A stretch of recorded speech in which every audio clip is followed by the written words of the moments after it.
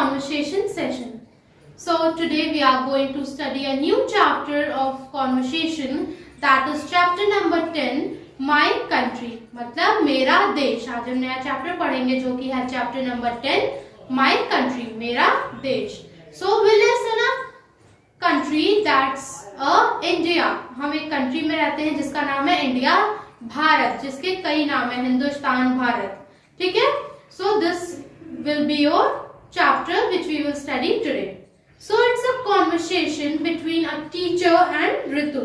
ये conversation जो है टीचर और ऋतु के बीच में है. So now we will start. Teacher, what's the name of our country? Teacher पूछती हैं हमारे देश का नाम क्या है.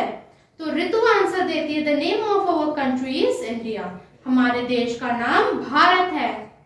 Then teacher asks, okay, now tell me the name of the capital of India. ठीक है, अब भारत की राजधानी का नाम बताओ. तो ऋतु बोलती है the capital of India is new Delhi. Bharat का कैपिटल जो है नई दिल्ली है. फिर टीचर पूछती हैं विच is the national anthem of India. Bharat का राष्ट्रगान कौन सा है. तो ऋतु कहती है the national anthem of India is Jana Gana मन. भारत का राष्ट्रगान जन गण मन है. फिर टीचर बोलती है very good, now tell us the name of the national flower of India. बहुत खूब, अब तुम हमें भारत के राष्ट्रीय पुष्प का नाम बताओ. तुम हमें भारत के राष्ट्रीय पुष्प मतलब नेशनल फ्लावर का नाम बताओ. Ritu answer the national flower of India is lotus. Bharat का राष्ट्रीय पुष्प कमल है. Then teacher ask which is the national bird of India. Bharat का राष्ट्रीय पक्षी कौन है. तो the national bird of India is peacock. Peacock जो है भारत का राष्ट्रीय पक्षी है, मतलब राष्ट्रीय पक्षी जो है भारत का वो मोर है. पिकॉक को हिंदी में मोर कहते हैं. Teacher, now tell me the names of national festivals of India.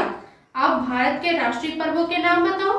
तो ऋतु आंसर देती है the independence day, the republic day, Gandhi Jayanti आदि national festivals of India.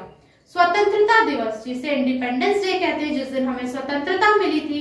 Republic day मतलब गणतंत्र दिवस, जिस दिन हमारे भारत का संविधान लागू हुआ था. और गांधी जयंती जिस दिन महात्मा गांधी जी का जन्म हुआ था. या तीन जो है भारत के राष्ट्रीय पर्व हैं. Then teacher asked, tell me the name of the popular indoor games which was invented in India. उस प्रसिद्ध आंतरिक खेल का नाम बताओ जिसका आविष्कार भारत में हुआ था. तो ऋतु बोलती है chess is the game which was invented in India. शतरंज एक खेल है जिसका आविष्कार भारत में हुआ था. Teacher, which historical monument of India is one of the 7 wonders of the world. Bharat का कौन सा ऐतिहासिक स्मारक संसार के 7 आश्चर्यों में से एक है. So Ritu answers the Taj Mahal situated at the Agra is one of the 7 wonders of the world. Agra में स्थित ताजमहल संसार के 7 आश्चर्यों में से एक है. 7 वंडर्स ऑफ द वर्ल्ड में ताजमहल उनमें से एक है. Then teacher ask what lies in the north of India. Bharat के उत्तर में क्या स्थित है. ऋतु कहती है the Himalayan mountain lie in the north of India. Bharat के उत्तर में हिमालय पर्वत स्थित है. फिर टीचर पूछती हैं who is the prime minister of our country. हमारे देश के प्रधानमंत्री कौन है. सो ऋतु कहती है Shri Narendra Modi is the prime minister of our country. Narendra Modi ji जो हैं वो हमारे भारत के प्रधानमंत्री हैं. फिर टीचर पूछती है who is the president of our country. हमारे देश के प्रेसिडेंट कौन है, राष्ट्रपति कौन है. तो ऋतु आंसर देती है Shri Ramnath Kovind is the president of our country. Shri Ramnath Kovind ji हमारे देश के राष्ट्रपति हैं.